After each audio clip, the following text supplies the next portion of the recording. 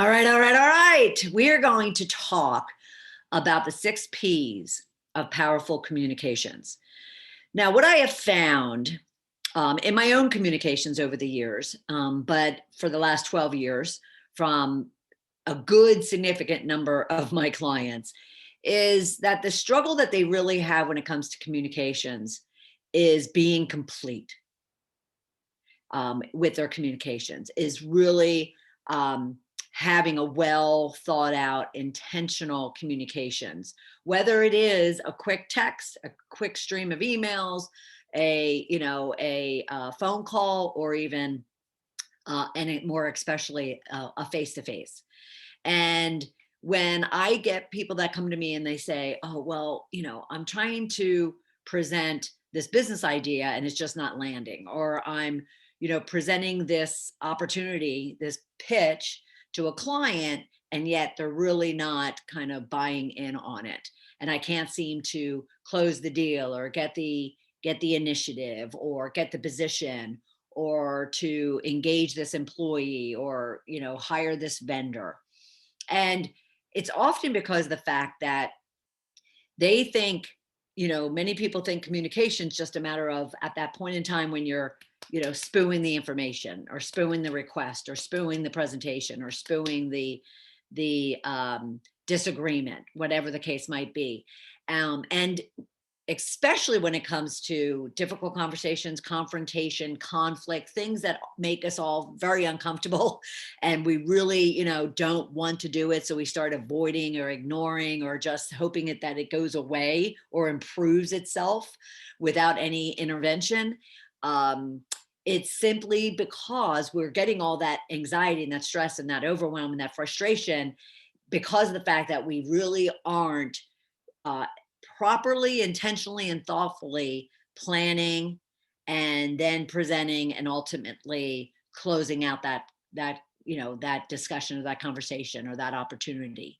And so what I want to walk you through are a series of steps, 6 Ps, that should you start even in the simplest of an email or a text or a voicemail or a phone call, whatever, even in the simplest of communications, if you kind of walk yourself through these 6 Ps, you will dramatically improve the effectiveness of your communications. You will dramatically see results where you haven't been before, whether that's someone responding to you or someone taking your lead or someone engaging you or understanding and therefore buying into what it is that you might be sharing with them.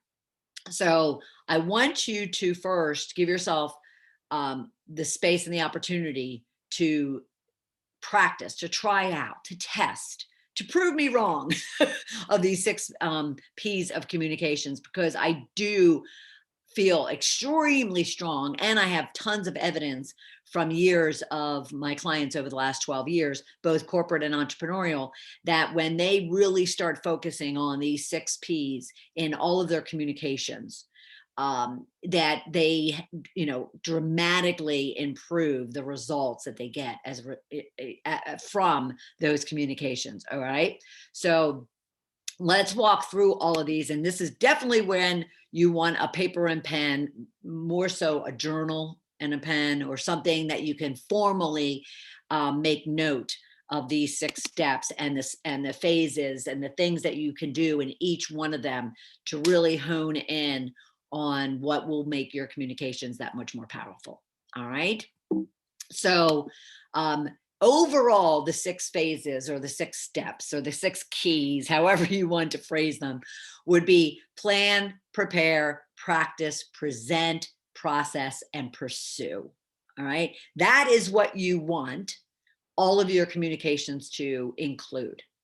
And it's just a matter of kind of what needs to be done when, in order to ensure that you no longer have to be like, well, I was kind of confused and unsure, or it was really frustrating what it was that this person was asking of me or telling me, and I didn't understand why, or I don't even understand why I'm sitting in this meeting, or why I was even invited to this meeting, or, I got a lot of, or I'm not sure, or a lot of apprehension, or concerns or fears started drumming up for my client or my prospective client that I'm presenting my opportunity to.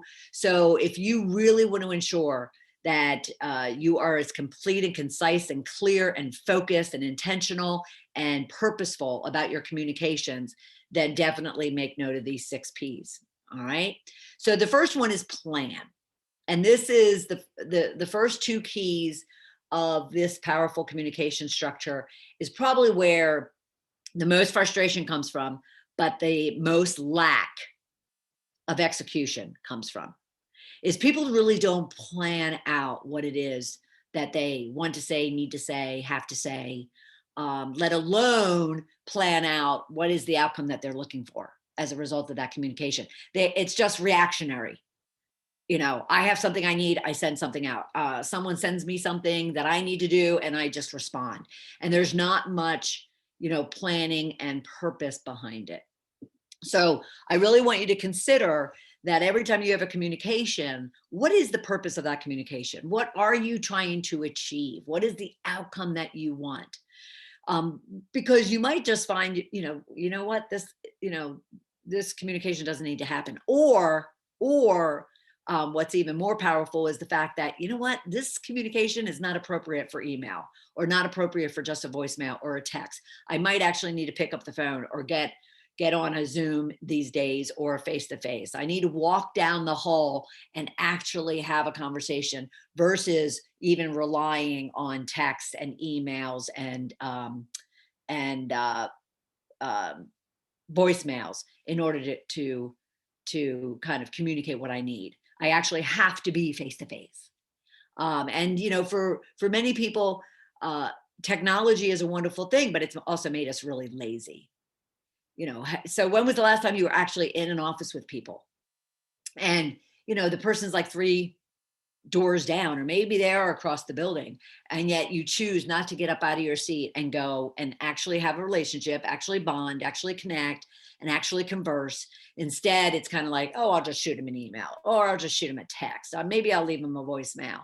And yet you're wondering why kind of things are falling flat. So really plan out and be intentional about your communications. And for those of you that are planning or facilitating meetings, whether short or long, whether intense or casual, you also want to ensure, again, this goes back to, unless you haven't gotten to that part of the module where, the structure of a communication, it needs to be about, the introduction of the topic and the expectation of this communication. And then, kind of in there, what is the agenda? What is the time? What is the timeline? The due dates? Then you have a series of talking points. How often do you kind of get on a phone call yourself, or you're the receiver, and you walk away going, I really, didn't understand that conversation. I didn't understand the purpose of it, the objective of it. The conversation was kind of, all over the place, because the talking points weren't laid out clearly. Your talking points to other people, or other people's talking points to you. And so if you really want to ensure, as the giver of information, if you want to ensure that people totally kind of buy in, they show up, they, get involved, they engage, then make sure that you're, the defining the purpose that you have for that means of communication. What is that list of talking points or agenda items? What is the time or the due date that is needed as a result of this communication? And then especially in the emails, or even in group meetings where there's a whole group of people, and maybe you're even whiteboarding talking points, decisions to be made, next steps, assignments. But yet a lot of times assignments kind of fall off. They don't necessarily get assigned to Joe, Sally, Sam, and John. They just kind of are, especially on emails. It's, there's a bunch of twos and a couple of CCs and a bunch of twos, and a directive is sent out, things to do, but no one's being told who's doing what and who's expected to do what. And then in the planning phase, you also want to plan for, which is the biggest probably lapse and opportunity that you have, is plan how you think this information is going to be received, and what challenges, what questions, what objections are going to be raised. Because you can proactively plan to address them even before they're raised. And this is especially important in sales, which you can imagine that if you're going and you're presenting to your client, to a prospective client, your product or your service, you really want to understand what are all those objections going to be. If you're passing out a set of assignments to someone, you want to understand who's going to disagree or agree, who's going to challenge, who's going to object to maybe the, who, what, where, when of that directive. And therefore, if you can, kind of just take 5 minutes to intentionally and purposely think through that before, you finish up your communications or you get into it, then you're going to solve so much of your challenges and your issues and your frustrations before they even have an opportunity to bubble up. Okay. And then of course, you want to have your objectives. You want to have for every communication, there is an outcome, right? Even if it's a hello. Your purpose of that communication is, I'm going to call my mom and say hello. You want to get that hello, right? So that's your desired outcome, is to get a hello, is to make that connection, is to give this information, is to get, this understanding or clarification or a follow-up or a status or what a directive, whatever the case might be. So the planning of your communications, whether it's going to be a text, whether it's going to be an email, whether it's going to be a phone call or a face-to-face or a virtual, is critical and will definitely amp up your effectiveness in your role. All right. And then there's prepare. So after you've kind of, outlined and made note of all of this planning, then you actually prepare your communication. So you now kind of know you have that checklist of everything that you need to put into this communication. Now, if you're like me, you're doing both of these at the same time, so to speak. You're, in an email, for instance, you're in the email and you're planning it out, and then you're realizing, okay, now I have to formulate it in such a way that, Joe, Mary, Sally, and Sam are going to receive it and understand it. And so then you're, preparing it. You're, wordsmithing the content, you're reorganizing it, you're structuring it in a way that people are going to be be able to easily understand.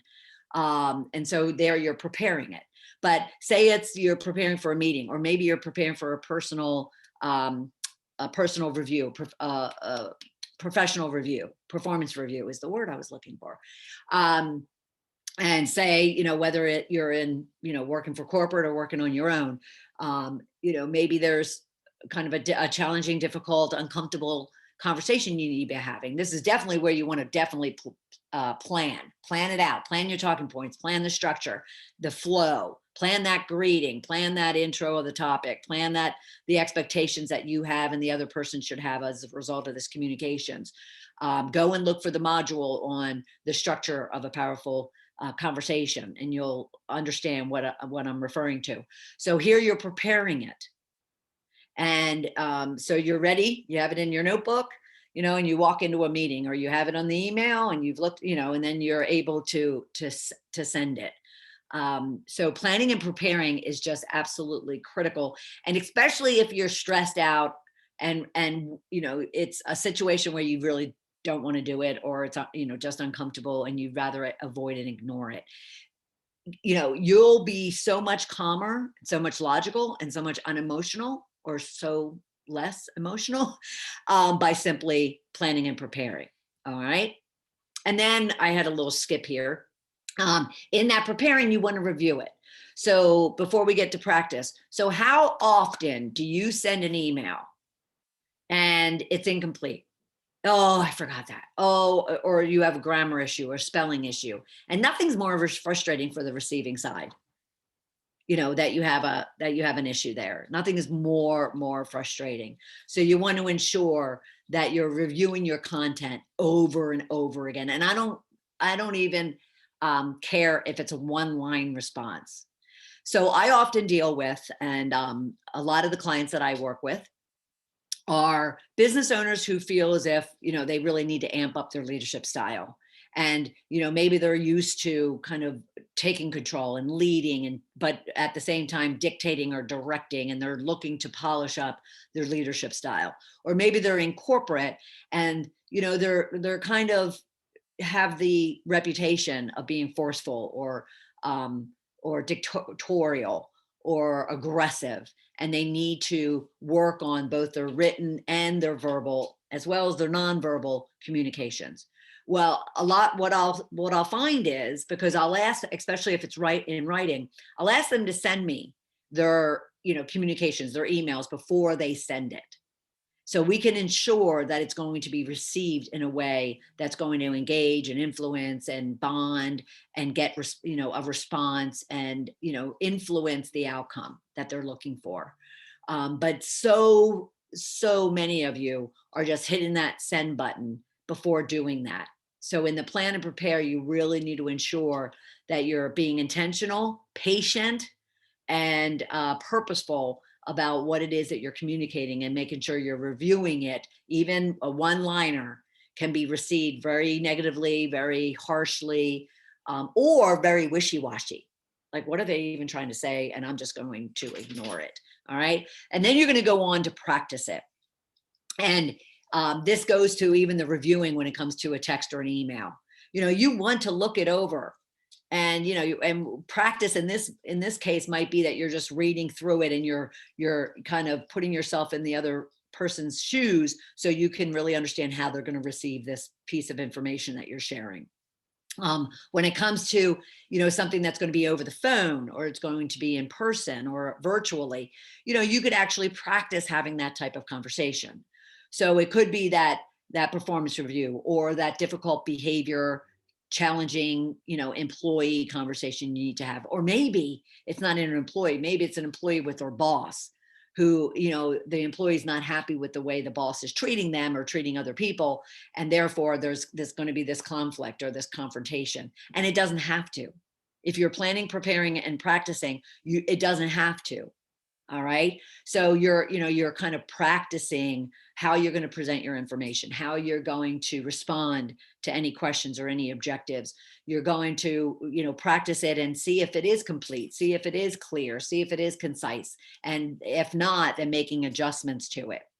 And then, if it is something like, for instance, for those entrepreneurs out there who are, planning and preparing their pitch or presentation to a prospective client, or even if it's a new client and maybe you're looking to extend the contract that you have with them, or you're needing to deal with a challenging situation, with your client, then nothing's better than planning, preparing, and practicing it to ensure that you hit your mark of what it is that you're trying to achieve.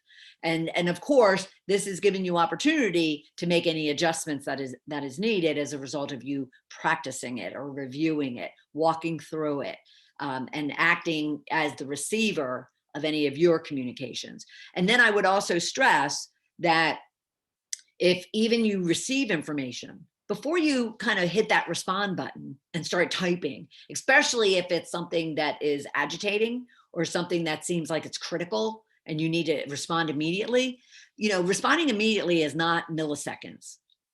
Responding immediately isn't even in 5 minutes. It could be in an hour. And just because they say respond immediately doesn't mean you don't go back to them and say, I'm really tied up and I've got a boatload of stuff on my desk.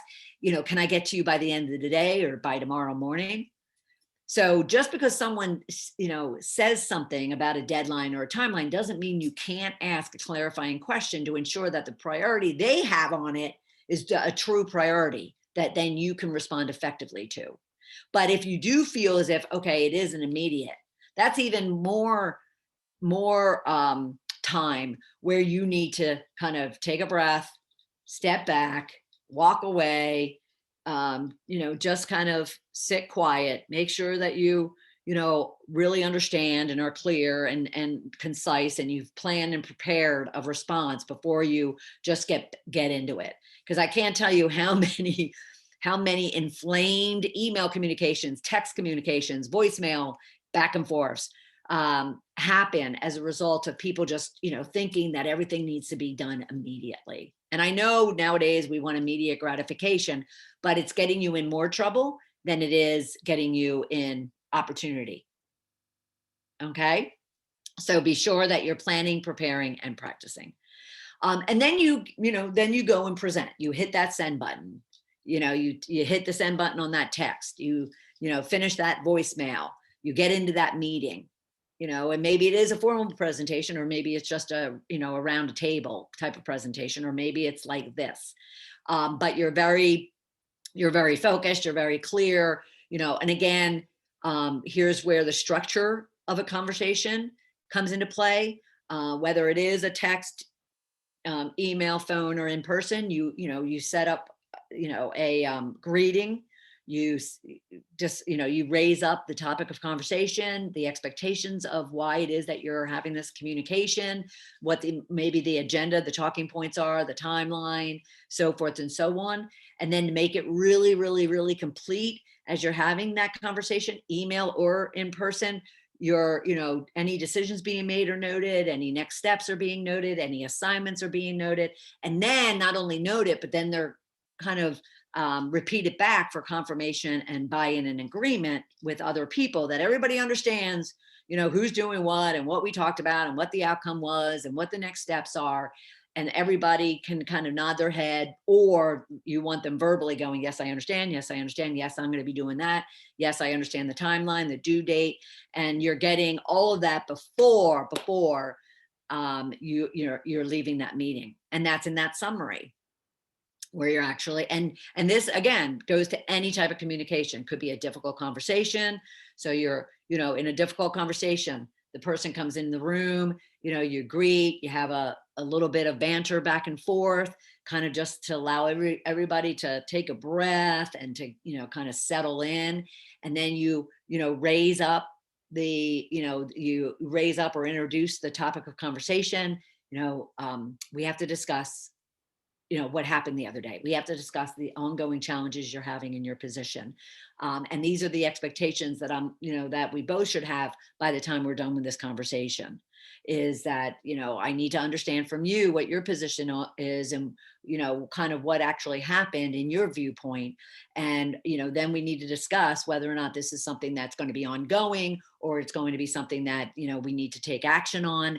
And, then we're going to discuss what those next steps or actions are, what that timeline is, and then what the follow-up is. So you're setting all that as expectations, and then you're getting into the crux of the conversation. And again, in your planning and preparing and practicing phase, you have all your talking points. You have thought through, objections or disagreements, or, the conflict that can be raised. And therefore you're prepared and ready. Now, something could come out of the blue. At the same time, you still now have kind of that mode of operation of how to, prepare, that you can even do it ad hoc, that all of a sudden, if an objection comes up that you didn't necessarily plan for, well, the process that you went through, and now that you can just kind of breathe, you can consider what that issue is. Again, things don't have to be responded to immediately. There's room for silence. There's room for breath. There's room for you to be able to get your head on straight, or to allow the other person, especially if they're getting emotional, that could, project onto you. And so silence is golden, right? And yet we always feel that we have to fill that space. We always feel like we have to fill that space, and we don't. Now, if you are in a more formal meeting, and you are, kind of having a team type of situation, maybe it's multiple teams, you definitely want to ensure that you've assigned a note taker, somebody that's going to capture everything from that meeting. And I would often, if not majority of the time, recommend to my clients that it's not the person leading or facilitating the meeting. Now, there's an exception there. Mm-hmm.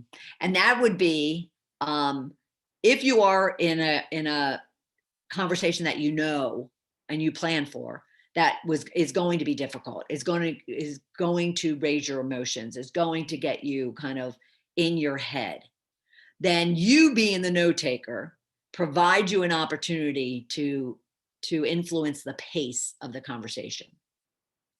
Okay. And because then you can even have an opportunity to be like, well, hold on a minute, I'm just, still trying to capture, what was discussed, what was decided on, what was the next steps.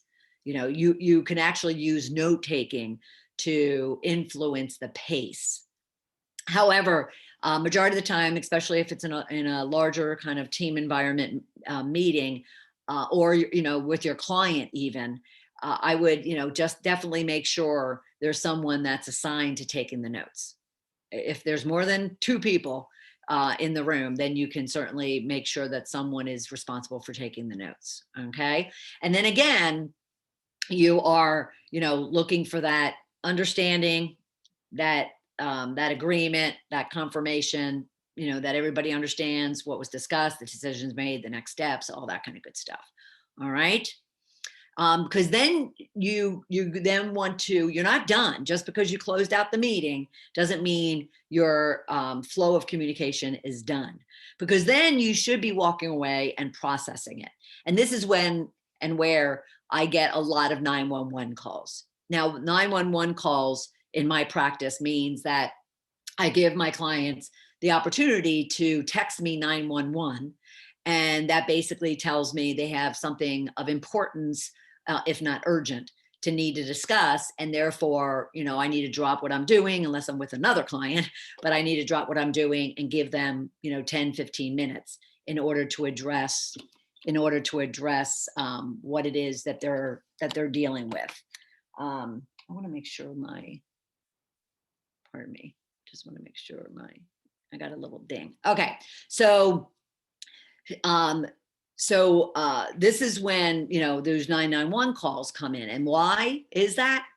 Well, because they did kind of walk away and they realized, oh gosh, I didn't raise up this point, or, oh, I really didn't understand that decision, or I was confused or frustrated, based on what was discussed and what was assigned and what I'm supposed to be doing. Or, I didn't really think, if I was the giver of information, I don't think, Sally really understood. She just kind of sat there blank. What do I do? Type of thing. But more importantly, forget about my involvement and their, being there for 911s. That, you should be walking away from your communications and kind of assessing, was it successful? Did I get the outcome that I was looking for? Was my purpose achieved? Do I feel that everybody was clear and understood, what needed to happen? Am I clear and do I understand what just happened? Both if I'm a giver or a receiver of information. So you're looking to ensure that anything that just happened in that stream of communications is complete. And if it's not complete, that's okay. You just need to then identify those things, those questions that you still might have, that confusion, the gaps that you still might have. Maybe you left out a next step that needed to be done. And therefore, you're going to need to do something about that. At the same time, because there's so much, frustration, a lot of my clients go through dealing with humans in communicating with other people and ensuring that they're as, complete and understood as possible. I always suggest, you could be the receiver of information, meaning you're an attendee in a meeting and you feel you need to recap your understanding and send it back for confirmation. And that is totally appropriate. Totally appropriate. At the same time, if you're the facilitator, if you're the giver of that, information in a small or large forum, then you too want to be recapping and sending it out to everyone. So you won't have to say, oh, well, Joe and Sally didn't get what I was talking about, or they didn't follow through on what it was they were assigned to. You recapping it is also going to identify if actually you were complete in your communication. Okay. So, that's going to be just as critical. And you want to make sure that that recap includes, all the talking points, all the decisions made, all the next steps, all the assignments, all the due dates. Don't assume people understood or heard or even were attentive in your communications. And then pursue. And this goes back to, okay, you walked away and you realized that it was incomplete, that there is some questions you have, or there is a follow-up, or there is something you missed saying or bringing up. And therefore, I'll get the questions. Can I go back to my boss? Can I go back to that client? Can I go back to that prospect? Because I really forgot to tell them about, this part of the product or the service. Of course you can. Of course you can. And the and the responder is going to respect the fact that you did, because they don't want, to gain that frustration or stress, or lack of completeness because you didn't follow up. They're only going to be like, yes, of course I'll, answer any other questions, or I'll fill in the gap, or I'll clarify something if you don't feel it fully understand it, in order for you to use the information I just shared with you. So absolutely follow up. Absolutely. Because if not, then it's your responsibility. And, and I'll deal with, with my coaching clients, business owners and employees, or corporate managers and their employees.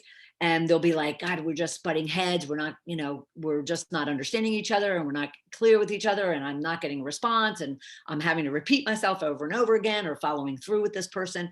And it's because of the fact that all these initial keys or stages of communications are not being followed through on. And then when it comes to the pursuit, they didn't take the responsibility and the ownership to say, oh, okay, I need to make sure that I follow up. And then of course you can always check in and get a status. So I'll get the question, well, I don't feel I should be having to follow up with my employees. I mean, they're professionals. They should follow through on what it is that they were given. And I absolutely agree with that. Absolutely agree with that.